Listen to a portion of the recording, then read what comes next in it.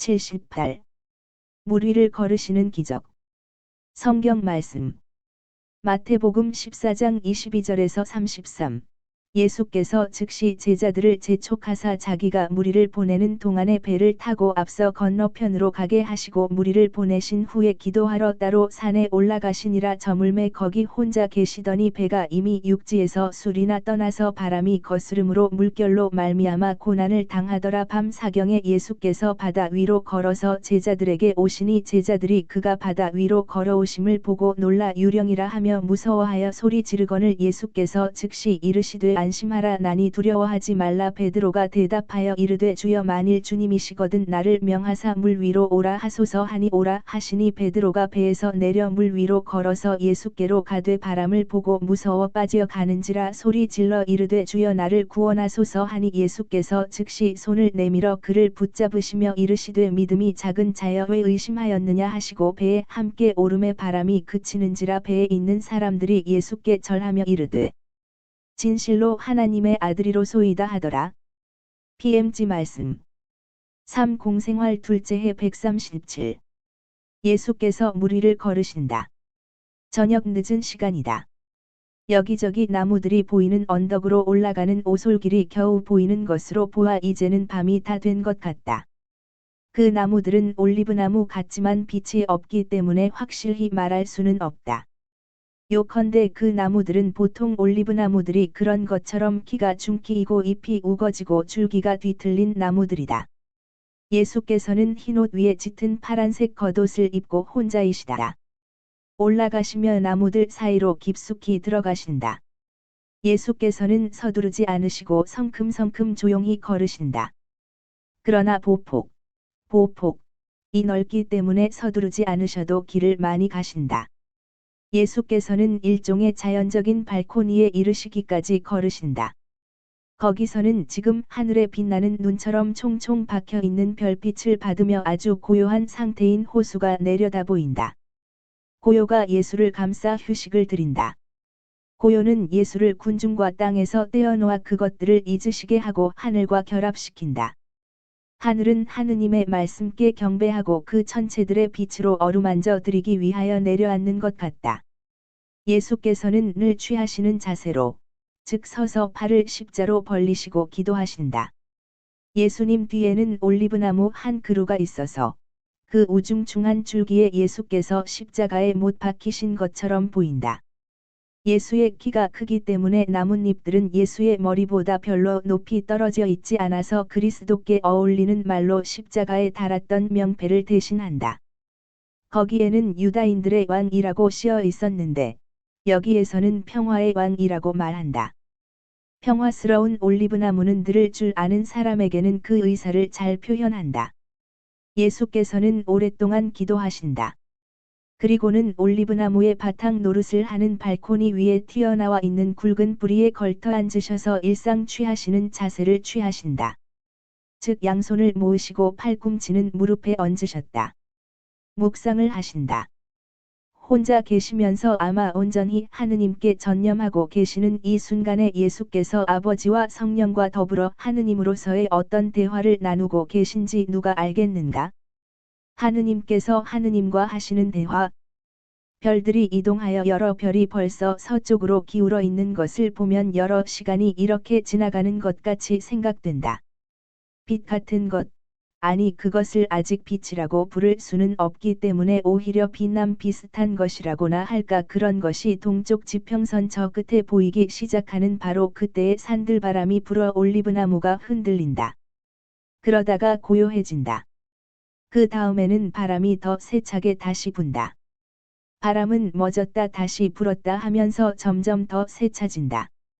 겨우 시작되던 새벽빛은 점점 더 세게 몰아치는 돌풍에 밀려와서 하늘을 뒤덮는 시꺼먼 구름 덩어리 때문에 그 진행이 멎었다. 호수도 이제는 잔잔하지 않다. 호수는 내가 폭풍 후의 환시 때에 이미 본 것과 같은 광풍을 겪을 것 같다. 조금 전만 해도 그렇게 조용할 수가 없던 공간이 이제는 나뭇잎 살랑거리는 소리와 파도의 으르릉거리는 소리로 가득 차 있다.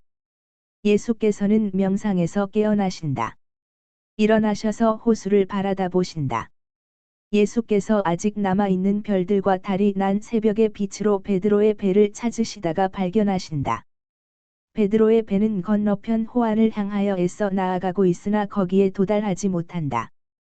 예수께서는 겉옷을 꼭 여미시고 너풀거려 내려가는데 방해가 될 깃을 두건 모양으로 머리 위로 올리시고 빨리 내려오시는데 올라오실 때 이용하셨던 길로 내려오지 않으시고 직접 호수로 가는 가파른 오솔길을 따라 내려오신다.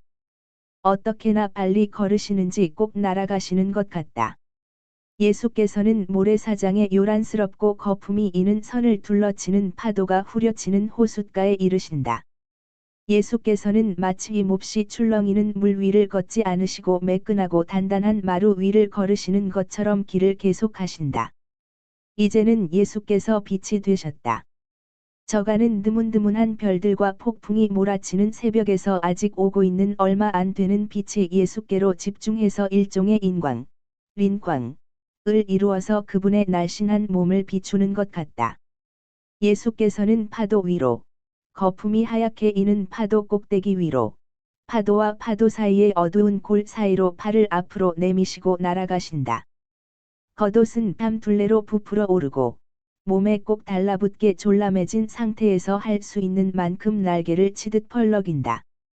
사도들이 예수를 보고 무서워서 비명을 올린다. 그 소리가 바람에 불려 예수께 이른다. 무서워하지 말아라. 나다. 예수의 목소리는 맞바람이 부는데도 어렵지 않게 호수에 퍼진다. 정말 선생님이십니까?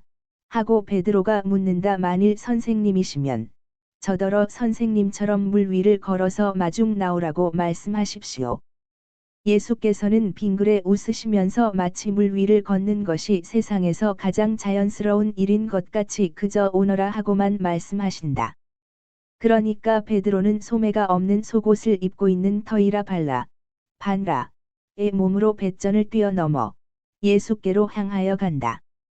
그러나 배에서 50m쯤 예수께서도 그쯤 되는 곳에 이르렀을 때 그는 겁이 더럭 났다. 그때까지는 그의 사랑의 충동으로 지탱되었던 것이다. 그런데 이제는 인성이 그를 눌러 이겨서 그의 목숨 때문에 몸이 떨리게 되는 것이다. 거지는 땅이나 움직이는 모래를 밟고 있는 사람과 같이 그는 비틀거리고 몸이 흔들리고 잠겨 들어가기 시작한다. 몸을 흔들고 겁이 나서 떨면 그럴수록 점점 더 빠져 들어간다. 예수께서는 걸음을 멈추시고 그를 내려다보신다. 정색을 하시고 기다리고 계시지만 그에게 손도 내밀지 않으신다. 예수께서는 팔짱을 끼신 채로 계시다. 이제는 한 걸음도 나오지 않고 한마디 말씀도 하지 않으신다. 베드로는 빠져 들어간다. 발목이 사라지고 다음에는 정강이, 다음에는 무릎이 보이지 않게 된다. 물은 서해부, 가지 와서 거기를 지나 허리 쪽으로 올라온다. 공포가 그의 얼굴에 역력히 나타난다. 그의 생각도 마비시키는 공포이다. 이제는 물에 빠져 죽을까봐 겁을 내는 육체에 지나지 않는다. 그는 물로 뛰어들 생각조차 하지 못한다. 아무것도 생각하지 못한다. 그는 공포로 인하여 얼이 빠졌다. 마침내 베드로는 예수를 쳐다보기로 결심한다. 그리고 그의 정신이 이치를 따지고 구원이 어디에 있는지 파악하기 시작하는 때에 예수를 쳐다보는 것으로 넉넉하였다. 선생님, 주님, 살려주십시오. 예수께서는 팔짱 끼고 계시던 팔을 뽑으시고 마치 바람에 불리시고 물결에 밀리신 것처럼 사도에게로 달려가셔서 손을 내미시며 말씀하신다. 오! 믿음이 부족한 사람! 왜 내게 대해 의심을 가졌느냐? 왜 너 혼자서 행동했느냐?